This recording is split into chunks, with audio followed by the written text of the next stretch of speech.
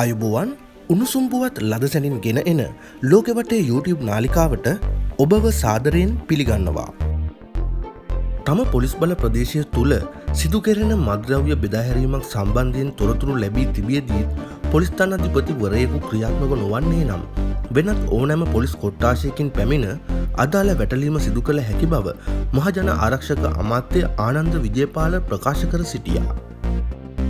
මත්ද්‍රව්‍ය තුරන් කිරීම සඳහා වූ ජාතික සභාවේ කුරුණෑගල දිස්ත්‍රික් සභාව පිහිටුවීමේ වැඩසටහනට ඊයේ එක්වෙමින් විශේෂ අමාත්‍ය ආනන්ද විජේපාල මේ බව පවසා සිටියා. පසුගියදා මහරගමදී පැවති ප්‍රාදේශීය සම්බන්ධීකරණ කමිටු රැස්වීමට එක්වෙමින් මහජන ආරක්ෂක නියෝජ්‍ය අමාත්‍ය සුනිල් වටගල කියා සිටියේ කිසිදු පොලිස් ස්ථානාධිපතිවරයෙකුට තම බල ප්‍රදේශය ඉක්මවා වෙනත් බල ප්‍රදේශයක වැටලීම් සිදු කිරීමට නොහැකි බවයි. උණුසුම්පුවත් ලද සැනින් ගෙන එන ලෝකෙවටේ YouTube නාලිකාව දැන්ම සබ්ස්ක්‍රයිබ් කරන්න. ඔබ සැමට සුබ දවසක්.